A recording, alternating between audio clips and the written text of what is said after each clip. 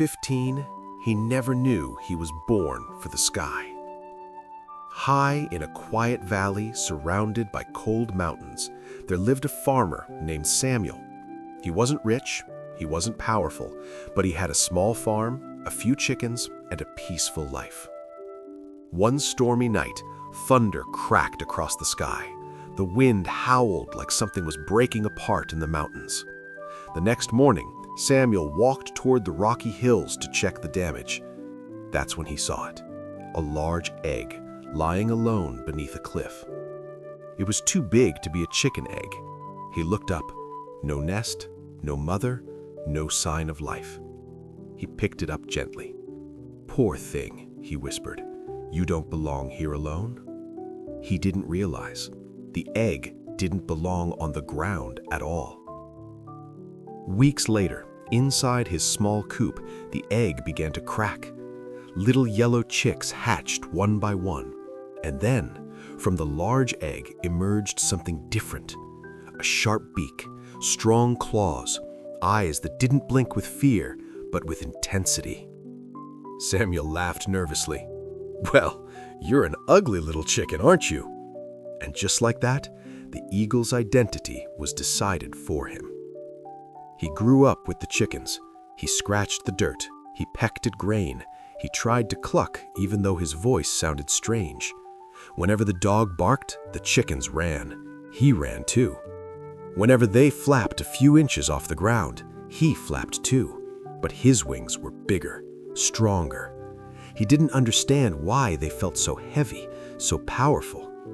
Sometimes he would look up at the sky, at the massive birds circling high above the mountains.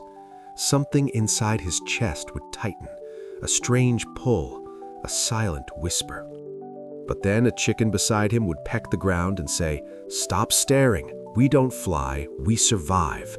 And he believed them. Years passed. The little eagle became enormous compared to the chickens.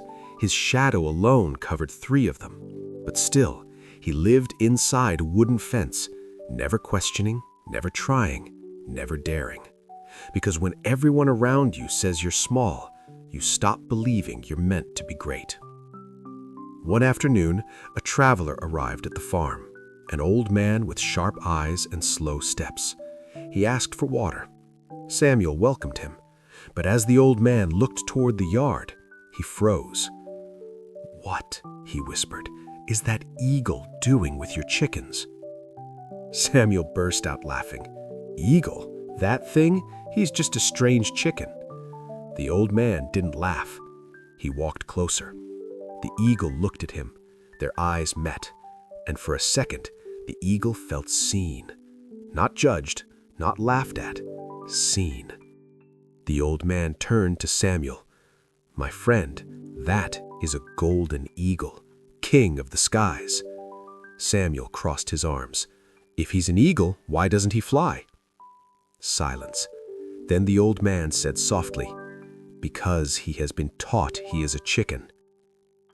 The old man stepped into the yard. The chickens scattered, but the eagle didn't move.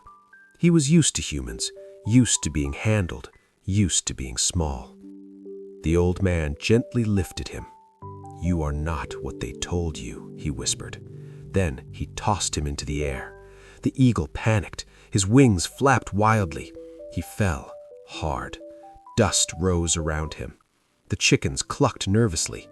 The eagle immediately ran back to them and began pecking at the grain, trying to forget what just happened, trying to feel normal again.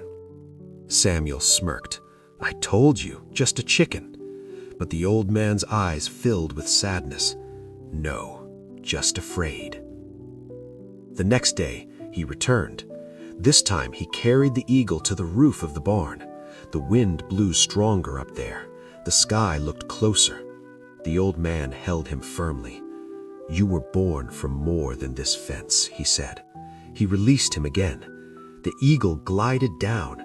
For a moment, he felt something, a spark, a memory he couldn't explain. But fear was louder. He landed back in the yard, back to safety, back to smallness. Samuel grew frustrated. "Stop filling his head with dreams." The old man replied calmly, It's not a dream, it's his nature. On the third morning, before sunrise, the old man came again. This time, he didn't stop at the barn. He carried the eagle far beyond the farm, up the highest mountain overlooking the valley. The climb was long, the wind was fierce, the eagle's heart beat faster, not from fear this time, but from something deeper. When they reached the top, the world stretched endlessly below them. The farm looked tiny, the chickens looked like dots. The old man turned the eagle toward the rising sun. Golden light exploded across the sky. "Look," he whispered, "this is your kingdom. You were not born to scratch the dirt, you were born to command the wind." The eagle trembled. Something ancient awakened inside him, a memory older than fear, older than doubt. The old man lifted him one final time and let go. For a second, he fell. Silence. Then his wings stretched wide, not forced, not panicked, natural. The wind caught him, lifted him, carried him. He flapped once, twice, and suddenly he was rising, higher than the mountain, higher than the valley, higher than the limits he once believed. A powerful cry escaped his throat, not a cluck, a roar, the cry of an eagle who finally remembered who he was. He circled over the valley, seeing forests, rivers, endless skies. For the first time in his life, he felt free. The old man smiled with tears in his eyes. "Fly," he whispered, "and never shrink yourself again." The eagle never returned to the farmyard, because once you taste the sky, the ground is never enough.